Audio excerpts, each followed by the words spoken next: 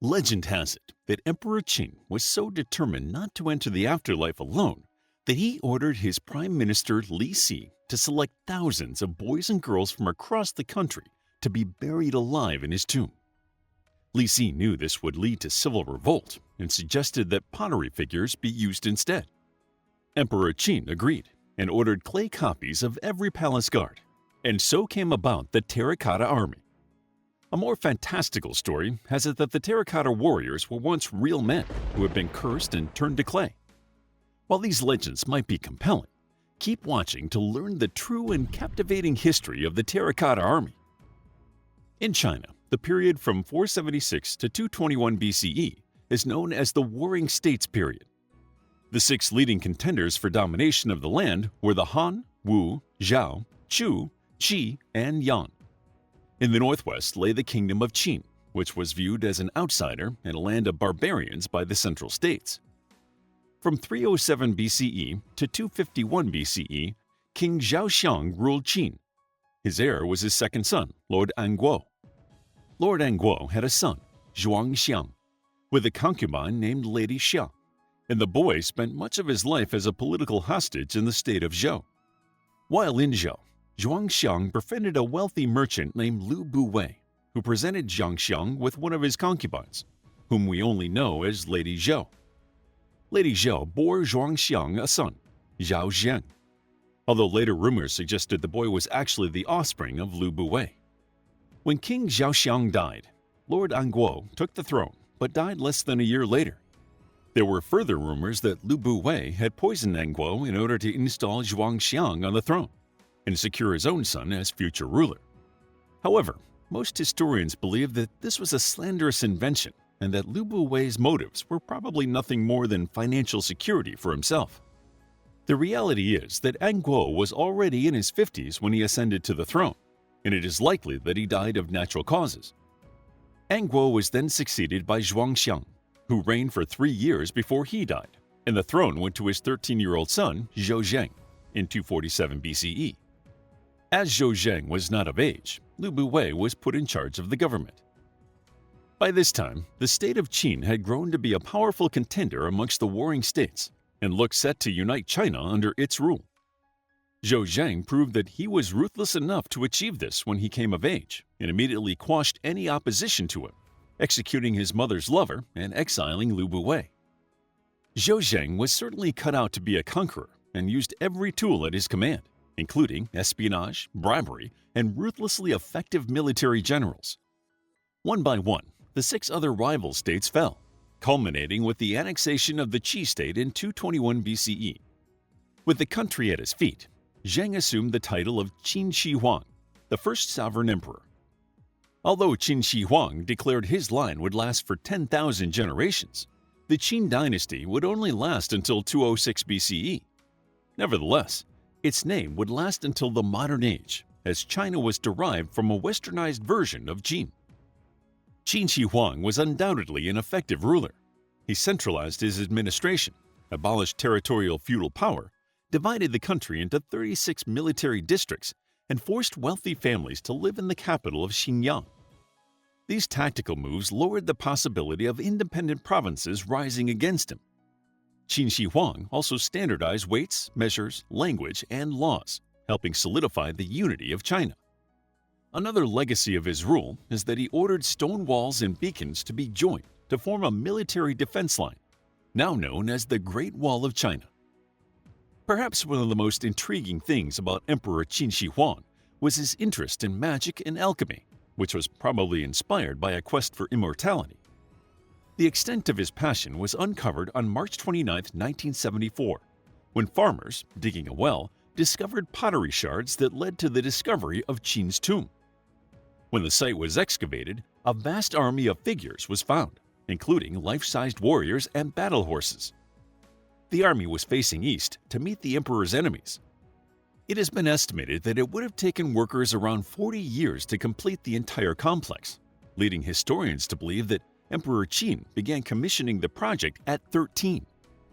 While preparing for death may seem like unusual teenage behavior, after witnessing the short reigns of his 2 predecessors, It appears Qin was determined that his rule would continue even after death. The detail of the terracotta figures is astounding, and their distinctive facial features, as well as their regional dress and range of poses, give a unique snapshot of army life during the Qin Dynasty. The soldiers were positioned according to rank, which was also signified by their clothes. While most of the figures are now gray, flakes of paint are present that indicate they were once brightly painted, making them even more lifelike. The first historical source describing the tomb comes from ancient Chinese historian Sima Qian. He claims that work on the mausoleum started when Qin became king. When Qin Shi Huang came to the throne, digging work and preparation began at Mount Li. Once all of China had been united into an empire, over 700,000 men came from all across the nation. Although historian John Mann suggests this number may have been an exaggeration, Qin Shi Huang had chosen his final resting place carefully, as it was said that Mount Li was filled with jade and gold.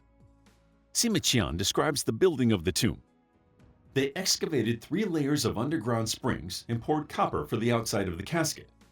They built palaces and observation towers that could fit 100 officials, filling them with treasures and rarities.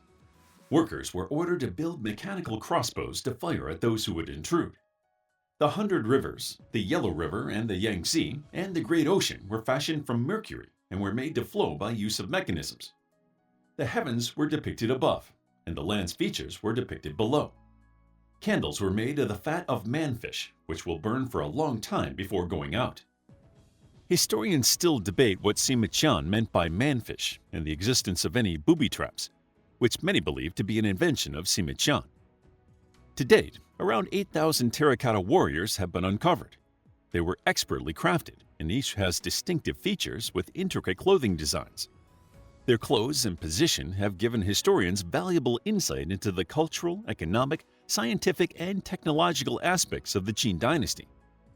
Historians believe that it is likely they were made on production lines in different provinces. Although the incredible variation in facial features, hairstyles, expressions, builds, and postures hint at an element of artistry that was probably added after the individually molded limbs were assembled. The terracotta warriors were made by government workers and local artisans, with the torso, legs, arms, and head made separately and then joined with wet clay. Exactly how they were made is still debated, and some archaeologists believe they have identified around 10 possible face molds that were embellished individually. Researchers who analyzed the facial features of the terracotta army found that they bore an uncanny resemblance to the modern population of the area, and that even the ears of the warriors were all different. A study that took a 3D image of a sample group of the warriors concluded that each had distinct facial features, supporting the theory that each warrior was based on an actual person. The army came equipped with fully functional chrome-plated bronze weapons. The excavated pits uncovered nearly 40,000 weapons, including swords, spears, billhooks, arrowheads, and crossbows. Although the weapons had spent over 2,000 years underground, they still shine, and their edges are as sharp as the day they were made. The condition of the weapons demonstrates the sophistication of ancient Chinese metallurgy. Although the plating was once considered an ancient form of rust protection, studies have now found that it was used as a decorative varnish, which happened to double as a protective coating.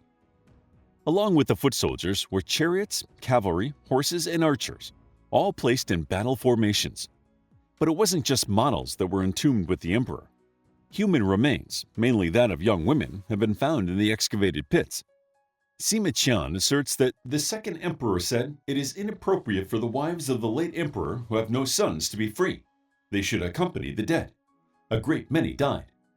Sima Qian also claims, after the burial, it was suggested that it would be a serious breach if the craftsmen who constructed the tomb and knew of its treasures were to divulge those secrets. Therefore, after the funeral ceremonies had been completed, the inner passage and doorways were blocked and the exit sealed, immediately trapping the workers and craftsmen inside. None could escape. The mausoleum was never fully completed, as testified by the fourth pit that was excavated being empty. The work was called off when war broke out between the Qin and the Han, as the workers had to redirect their efforts into fighting for the real army.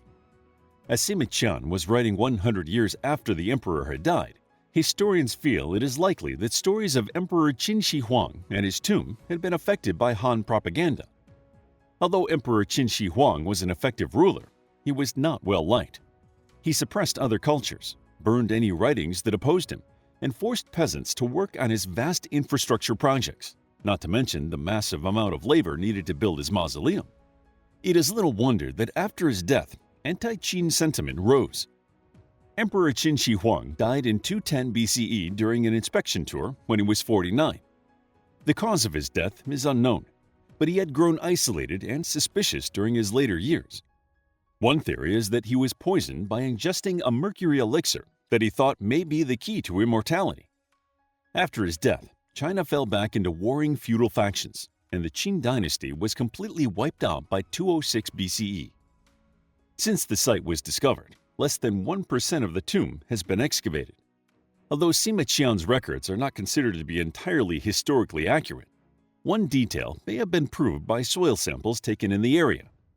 Sima Qian wrote that mercury streams were constructed to represent the local rivers, and researchers have indeed found high levels of mercury in the soil on the site. Due to these high levels of mercury, excavation on the site has been halted, and the tomb may never be uncovered unless a method can be agreed on that will protect the contents of the tomb and the people working at the site. How would you like to get a deeper understanding of history, impress your friends, and predict the future more accurately based on past events? If this sounds like something you might be into, then check out the brand new Captivating History Book Club by clicking the first link in the description. To learn more about Chinese history, check out our book, Ancient China, a captivating guide to the ancient history of China and the Chinese civilization, starting from the Shang Dynasty to the fall of the Han Dynasty. It's available as an ebook, paperback, and audiobook.